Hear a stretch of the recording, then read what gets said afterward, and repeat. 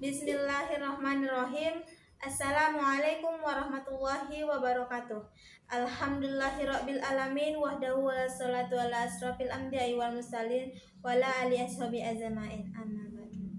Pertama-tama marilah kita panjatkan puja dan puji syukur atas kehadirat Allah Subhanahu wa taala yang telah memberikan kita nikmat kesehatan dan nikmat kesempatan sehingga kita masih bisa menghirup udara bebas sampai saat ini. Salawat bertangkaikan salam marilah kita curahkan kepada arwah Nabi besar kita Nabi Muhammad SAW yang mana berlafazkan Allahumma sholli ala Sayyidina Muhammad wa ala ali Sayyidina Muhammad. Tak berlama-lama lagi, perkenalkan saya Rizky Amelia dari Prodi PGMI NIM 2420500212 dari Universitas Islam Negeri Syekh Ali Hasan Ahmad Ad-Dari Padang Sidimpuan. Tujuan saya di sini untuk menyampaikan atau memenuhi tugas video dari mata kuliah konsep dasar matematika di SD atau Madrasah Ibtidaiyah yang dibimbing oleh Ibu Hotna Sofia MPD. Adapun materi yang saya ambil ialah pecahan. Jadi, pecahan ialah bilangan yang menunjukkan bagian dari keseluruhan. Lalu, ada bagian-bagian dari pecahan yang dimana kita tuliskan dalam bentuk huruf ya. Misalnya A per B. A ini disebut dengan pembilang dan penyebut dan B ini disebut dengan penyebut.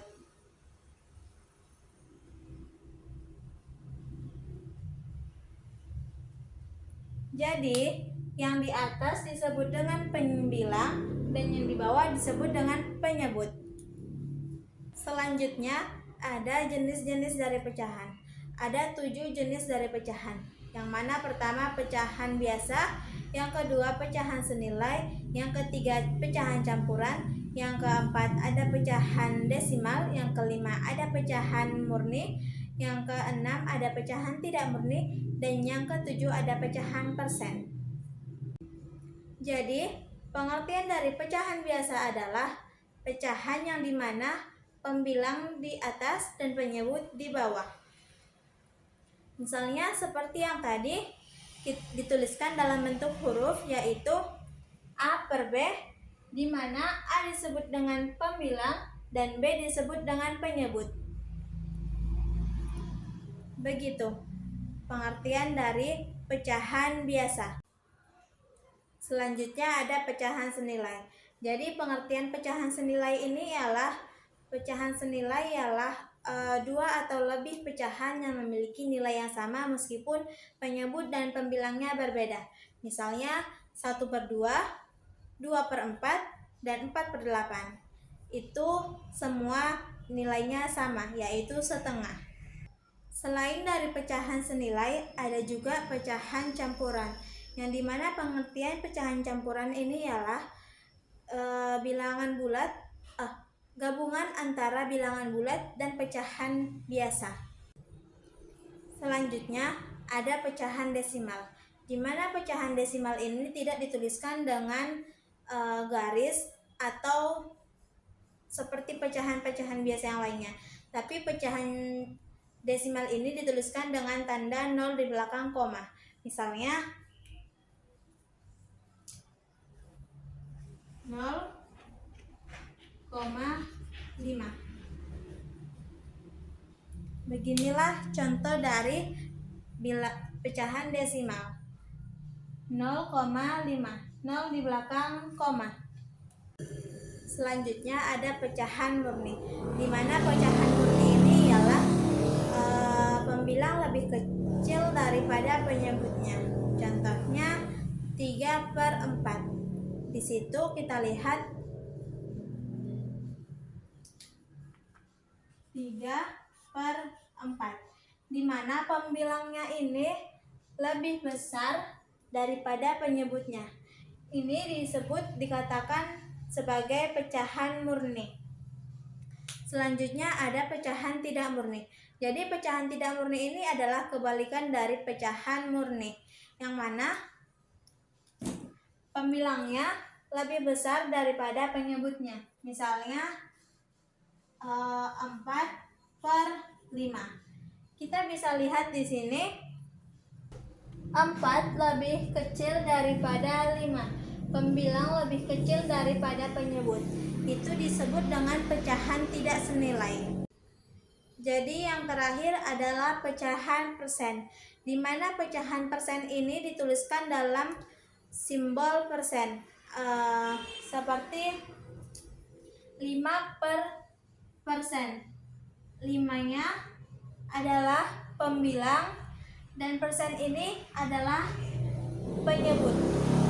Jadi pengertian dari pecahan persen adalah pecahan yang penyebutnya dituliskan dalam bentuk simbol persen atau per 100.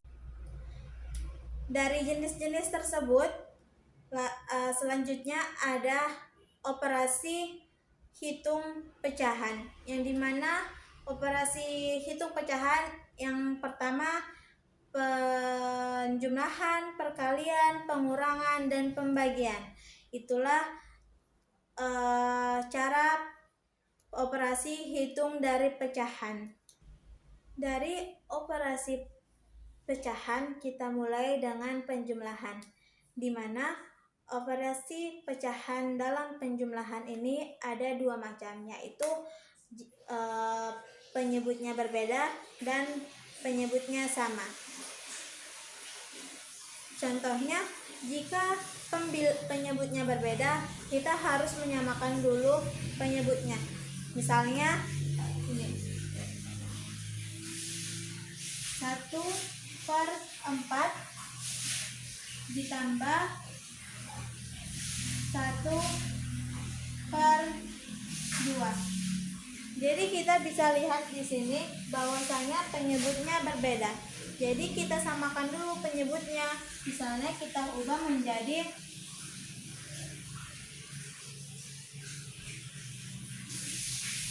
1/4 ditambah 2/4. Jadi kita lihat di sini penyebutnya sudah sama ya. Di sini kita hanya perlu menambahkan atau menjumlahkan daripada pembilangnya.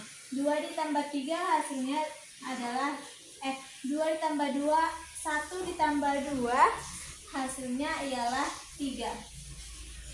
Lalu kita pindahkan penyebutnya ini menjadi 4.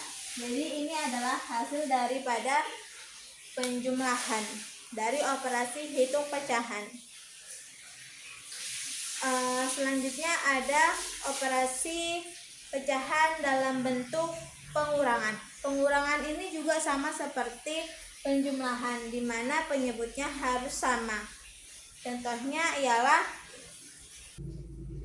ini contoh penyebut yang sama, misalnya 5/6 dikurang dengan 4/6.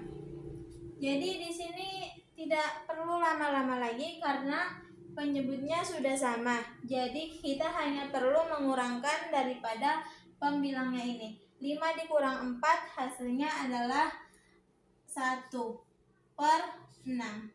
Ini ialah hasil dari operasi hitung pecahan dalam bentuk pengurangan.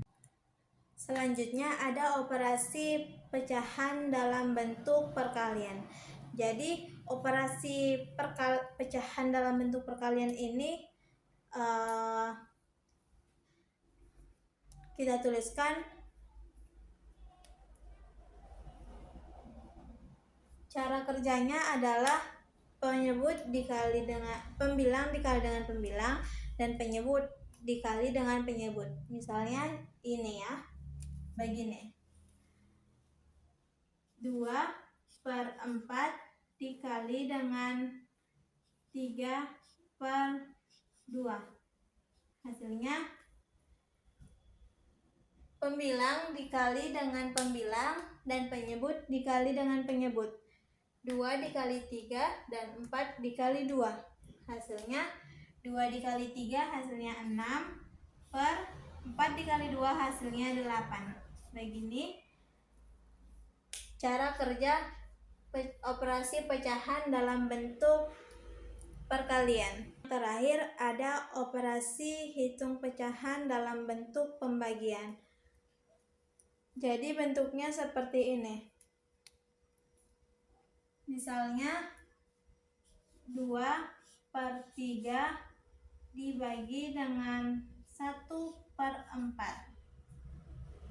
Ini bilangan yang kedua atau 1/4 ini harus dibalikkan atau diubah pembilang dan penyebutnya.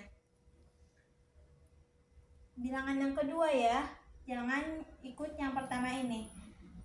Kita ubah jadi 2/3 dibagi dengan 4/1. Hasilnya ialah kita kalikan 2 dikali 4 hasilnya 8, dan 3 dikali 1 hasilnya 3. Begini cara kerja dari operasi hitung pecahan dalam bentuk pembagian. Yang bilangan keduanya diubah dari pembilang menjadi penyebut dan penyebut menjadi pembilang. Seperti itu cara kerjanya. Selanjutnya kita masuk ke dalam contoh soal, yang dimana dalam contoh soal ini meminta kita untuk mengubah desimal menjadi persen. Bagaimana caranya? Kita lihat selanjutnya. Jadi dalam menjawabnya ada 2 cara. Yang pertama cara biasa, di mana kita bisa mengubah pecahan desimal per 100 ini ke pecahan biasa terlebih dahulu, lalu ke pecahan persen berikutnya. Seperti ini contohnya ya. Contoh soalnya mengubah desimal 0,75 kita ubah menjadi ke persen. Contoh tahap yang pertama atau tahap yang biasa ada seperti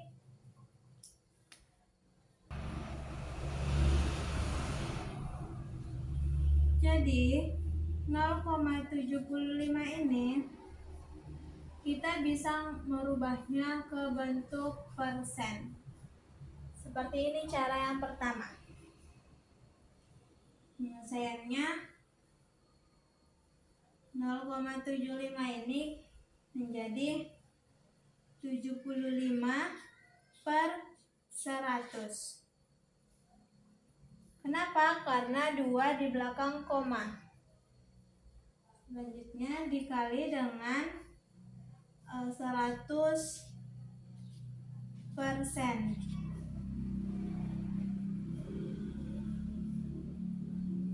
Sama dengan 75%.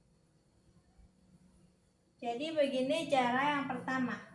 Jadi hasil desimal 0,75 sama dengan diubah menjadi persen sama dengan 75%. Selanjutnya ada cara yang kedua. Kita lihat cara yang kedua. Cara yang kedua itu bisa langsung 0,75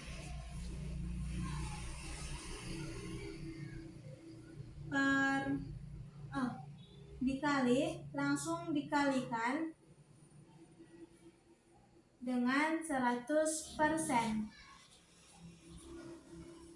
Hasilnya ialah 75%. Jadi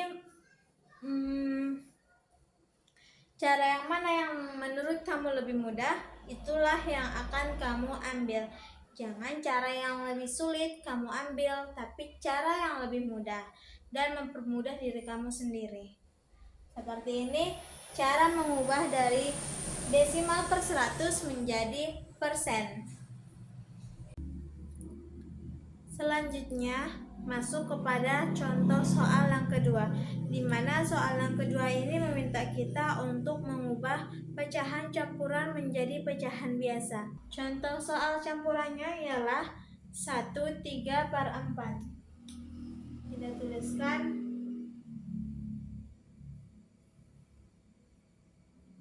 1/3/4.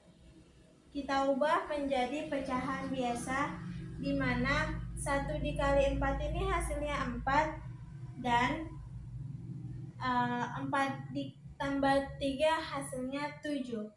Jadi hasilnya 7/4. Hasil dari pecahan campuran yang diubah menjadi pecahan biasa dari 1/3/4 menjadi pecahan biasa, yaitu 7/4. Demikianlah tugas video saya ini. Apabila ada yang salah, saya mohon maaf, dan kepada Allah saya mohon ampun. Saya akhiri video ini dengan ucapan wabillahi taufik walhidayah. Wassalamualaikum warahmatullahi wabarakatuh.